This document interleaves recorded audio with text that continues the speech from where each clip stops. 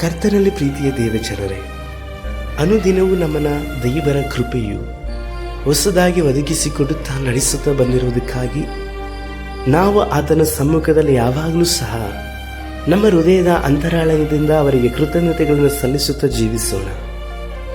ಕೆಲವೊಂದು ಸಮಯದಲ್ಲಿ ನಮಗಾಗುವಂತಹ ದುಃಖ, ಅವಮಾನಗಳು, ನಾವು ನಿರೀಕ್ಷಿಸುವಂಥ ವಿಷಯಗಳಲ್ಲಿ ನ್ಯಾಯ ದೊರಕತೆ ಇರುವಂಥದ್ದು, ಇವೆಲ್ಲವುಗಳ ನಿಮಿತ್ತವಾಗಿ ನಾವು ತಾಳ್ಮೆಯನ್ನು ಕೆಡಿಸಿಕೊಳ್ಳುವಂಥದ್ದು ಬೇಡ.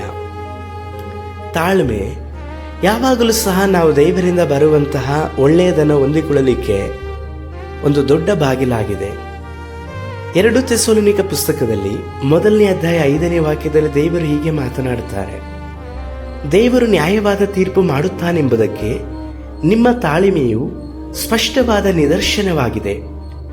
ಯಾವ ದೇವರ ರಾಜ್ಯಕ್ಕೋಸ್ಕರ ನೀವು ಕಷ್ಟವನ್ನು ಅನುಭವಿಸುತ್ತೀರೋ ಅದಕ್ಕೆ ನೀವು ಯೋಗ್ಯರಾಗಿರಬೇಕೆಂಬುದೇ ದೇವರ ಅಭಿಪ್ರಾಯ ಎಂಬುದಾಗಿ ಹೇಳಿ.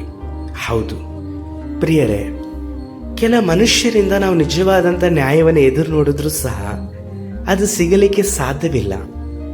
ಯಾಕಂದರೆ ಮನುಷ್ಯರು ಮುಖವನ್ನು ನೋಡಿ ನ್ಯಾಯ ಅನ್ಯಾಯಗಳನ್ನು ವಿಚಾರಿಸ್ತಾರೆ. ಆದರೆ ನಮ್ಮ ದೇವರಾಗಿರುವಂಥ ಯೇಸು ಕರ್ತನು ಹೃದಯಗಳನ್ನು ನೋಡಿ ನ್ಯಾಯ ಅನ್ಯಾಯಗಳನ್ನು ತೀರ್ಪು ಮಾಡುವವರಾಗಿ ಇದ್ದಾರೆ. ಅವರು ಮುಖದಾಕ್ಷಿಣ್ಯ ಮಾಡುವಂಥ ದೇವರಲ್ಲ.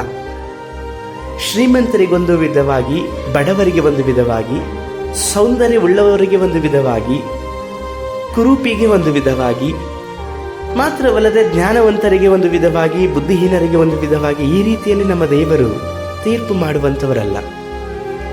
ಅವರು ಪಕ್ಷಪಾತವಿಲ್ಲದಂತೆ ತೀರ್ಪನ್ನು ಮಾಡುವಂಥ ದೇವರಾಗಿದ್ದಾರೆ. ನೀವು ಸೋತು ಹೋದಂಥ ಎಲ್ಲ ವಿಷಯಗಳಲ್ಲೂ, ಮನುಷ್ಯರಿಂದ ನಿಮಗಾದಂತಹ ಅವಮಾನಗಳ ವಿಷಯದಲ್ಲೂ ಸಹ ದುಃಖ ಪಡಬೇಡ್ರಿ. ಕರ್ತನ ಮುಂದೆ ನಿಮ್ಮ ದುಃಖವು ಪ್ರಕಟವಾಗಲಿ. ನೀವು ಏನನ್ನೇ ಮಾಡಿದ್ರೂ ಕರ್ತನ ಸಮ್ಮುಖದಲ್ಲಿ ಮಾಡ್ರಿ. ನಿಮ್ಮ ನಡತೆಗೆ ಪ್ರತಿಫಲವನ್ನು ಕೊಡಲಿಕ್ಕೆ ಆತನ ಶಕ್ತರಾಗಿ ಇದ್ದಾರೆ.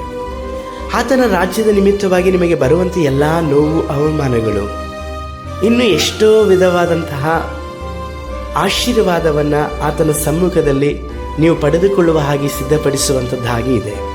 ನಾವು ಪ್ರಾರ್ಥಿಸೋಣ. ಸರ್ವಶಕ್ತನಾದ ದೇವರೇ, ಈ ಭೂಮಿಯ ಮೇಲೆ ನಮಗೆ ನ್ಯಾಯ ಒದಗಲ್ಪಡಲೇ ಇರಬಹುದಪ್ಪ. ಆದರೆ ನೀವು ನ್ಯಾಯ ಅನ್ಯಾಯಗಳನ್ನು ವಿಮರ್ಶಿಸಿ ನಿಮ್ಮ ಸಿಂಹಾಸನ ಮುಂಭಾಗದಲ್ಲಿ ನಾವು ನಿಂತುಕೊಳ್ಳುವಾಗ ನಮಗೆ ನ್ಯಾಯವಾದದ್ದನ್ನೇ ಒದಗಿಸಿಕೊಟ್ಟು ಶಾಶ್ವತವಾದ ನಿಮ್ಮ ರಾಜ್ಯದಲ್ಲಿ ಸೇರುವ ಹಾಗೆ ಕೃಪೆ ತೋರಿಸಿರಿ. ಯೇಸು ಕರ್ತನ ನಾಮದಲ್ಲಿ ತಂದೆಯೇ, ಆಮೇನ್.